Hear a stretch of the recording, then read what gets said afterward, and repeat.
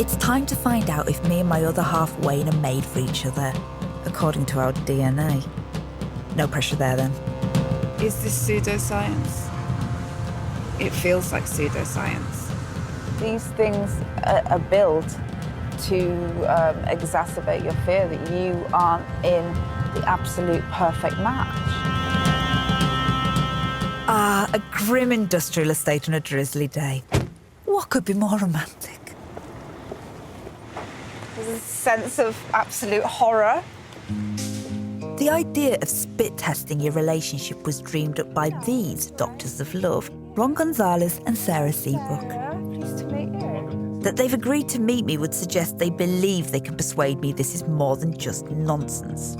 I'm somebody who's done the test, and it really did come down to me and the man that I love standing in a kitchen on a wet Wednesday afternoon in London, both spitting into, and it was just really, it really was the opposite of romance. So the test is not meant to tell you whether you're in love or not, or whether this person is perfect for you. It's meant to tell you strengths and weaknesses in the relationship, and identify those strengths and weaknesses, and give you basically the tools to make your relationship stronger.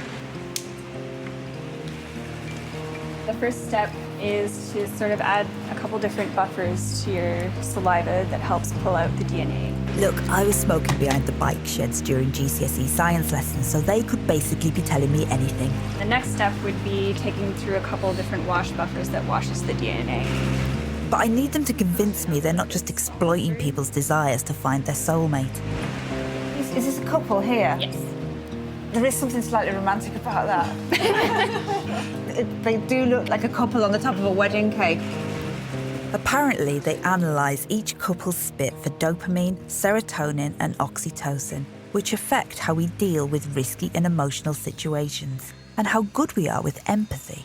So if you have two people in a relationship come together and they have a lot of difficulty interpreting the other person's emotions, that can lead to conflict. We give them that information that maybe it would be helpful for the relationship if they weren't afraid to communicate what that they were feeling. Just saying, look, I feel sad. And the other person's like, okay, I didn't realize that you were sad, but let's talk through it. Oh my God, see, that sounds like a conversation I had in my kitchen last Wednesday. Yeah. They also look at a gene called COMT, which they say plays a part in how neurotic you are. This should be interesting. You actually carry the extreme worrier type, which makes you 6 times more likely to experience pain, a lot more anxiety, but it also makes us extremely more creative. I am like that. Yeah. Like when I was a little girl, like I would literally worry every day before I went to school about school. It sounds like this test could tell you things that you and your partner would normally take years to suss out. And as they've correctly nailed my neurosis, perhaps there is something in this after all. See, I've enjoyed everything that you've told me so far, and things have rang true that you've spoken about, that now I'm actually worried about my results coming through.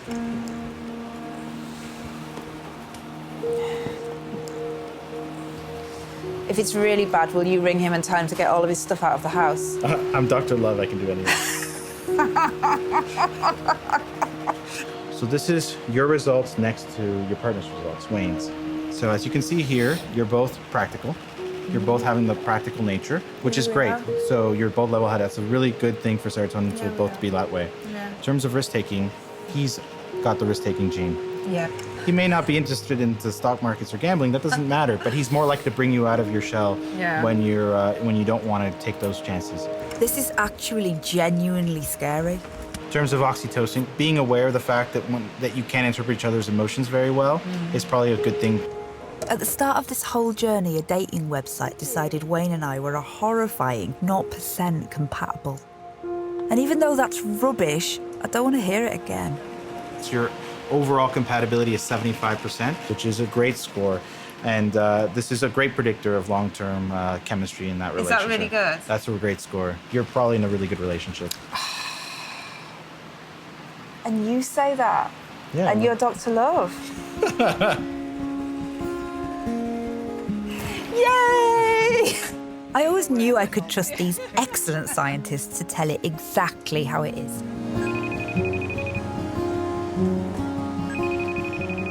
Hello. We got a really good mark. We got 75% overall, which is really good. I wish I was there to speak to them. To their favour, they do have a laboratory. It's not just like a man standing in his kitchen stirring things that look like pot noodles. So the good news is we don't have to split up because a man in Canada has said that we're incompatible. Is that making you happy? I'm happy because we're mad. I think essentially what they're saying is we should stay together and buy loads more dogs. Yes. Right, I'm going now. Yeah, you're boring. Bye. I love you. I love you too. All right, speak to you soon. Bye. Remember what I said about the Mounties? And they're not real Mounties. Bye-bye. Bye, Wayne. See ya. It's for those types of intellectual talks that we stay together, really. It's just a meeting of brains.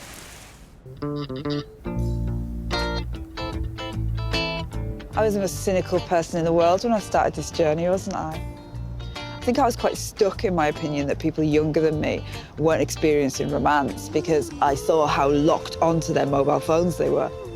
But now, everything that I started off thinking has been slightly turned on its head. I think it's very possible that 20-year-olds today, in 15, 20 years' time, I'll be looking at those Google glasses and the things that we've seen, facial recognition, and they'll look back fondly at those lovely, gentle times when they used to swipe left and right and have a laugh with their mates. They'll be making their own documentaries.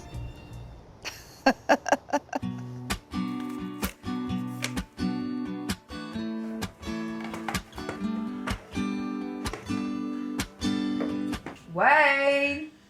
It's probably upstairs. No, okay, Cupid.